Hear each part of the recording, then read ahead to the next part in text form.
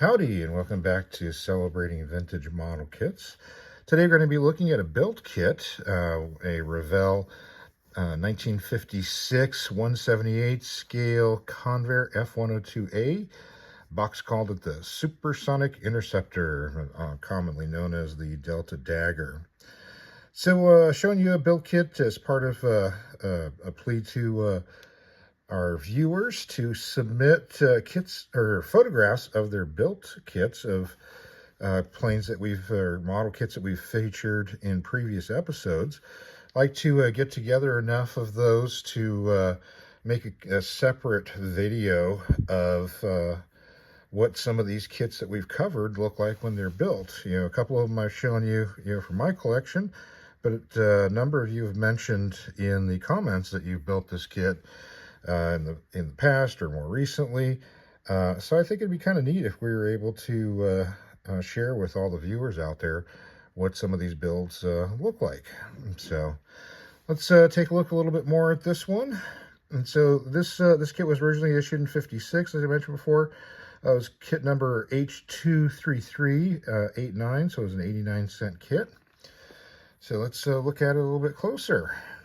And so this kit's been left in the original silver plastic that it was molded in. Pretty common from this era for these a lot of these kits to be molded in the color or the main color of the aircraft to make it simpler to build. And so fairly simple kit, but it does have a little bit of extra details that I think are kind of nice. As you see in a lot of these early kits, it does have molded on marking area. You can see where the decals are laid down on top of that, on the wings, fuselage sides, Air Force number underneath.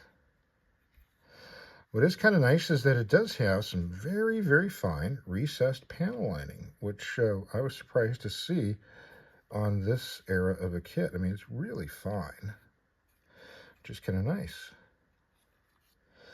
So you did get a pilot figure. The glue, tube glue, was very difficult to deal with the canopies. You can see it didn't quite fit on very well here, but not too bad of a fit. You can see the seam line running down the back of the fuselage. Doesn't have a lot of gaps.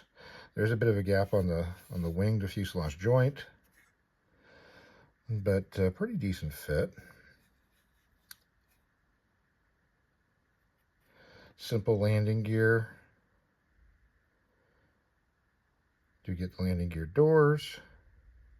And again, you can see some of the recessed panel lining that was done in here. And you do get representation of the tail end of the jet engine. So it was just a hollow hole that you get in a lot of these kits, and it was filled in on the intakes. So not too bad. Kind of a neat little kit.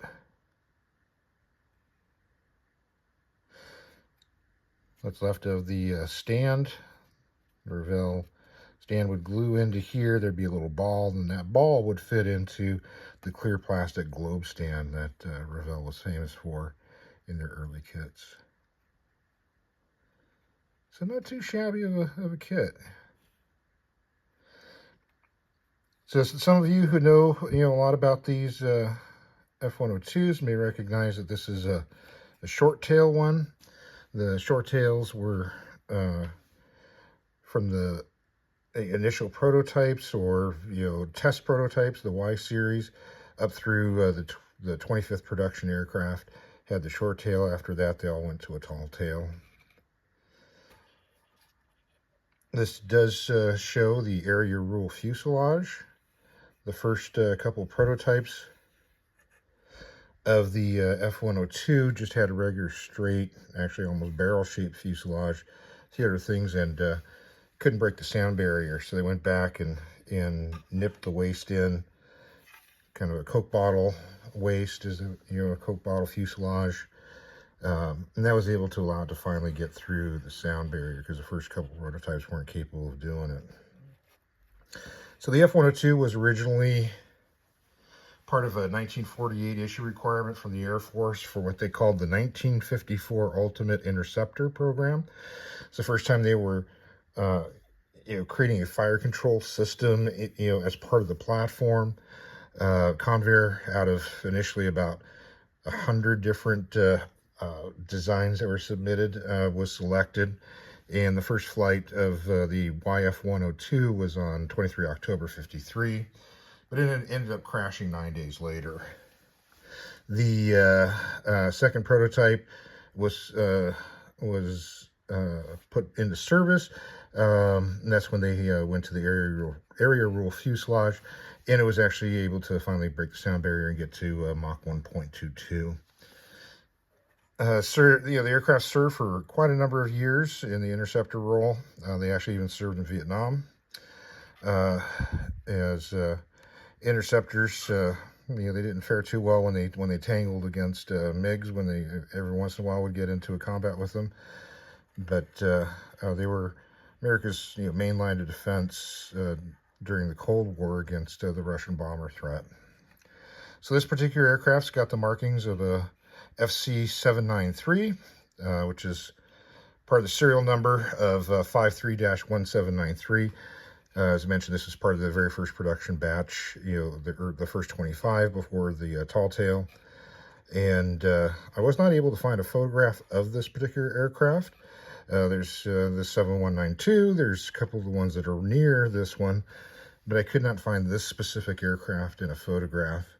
But the FC793 did serve with the 18th, 37th, 460th, 16th, and 509th Fighter Interceptor Squadrons. And it was finally struck off charge at Clark Air Force Base in the Philippines in October of 1965. So I'm not sure if it was damaged in some way, or if it was just, just retired at that point. So I'm going to show you after here some of the photographs of some of the other squadrons that flew, some representatives of the F-102.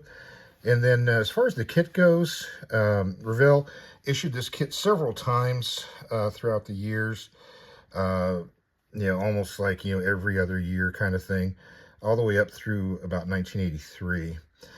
In the mid-50s, part of the earlier kits, they did produce a much larger scale one that was very popular, but it was a very expensive kit.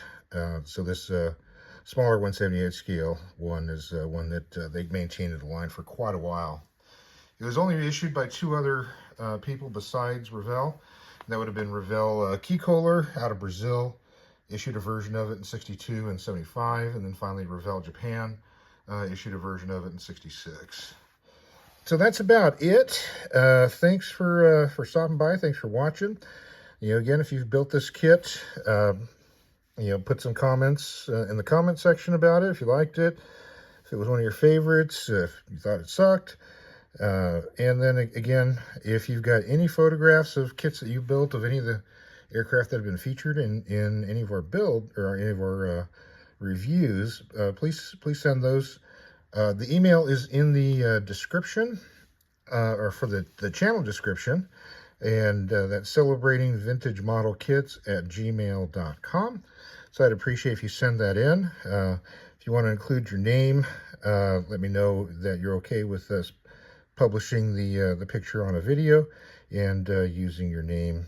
I'd like to give call outs to the builders of these great kits.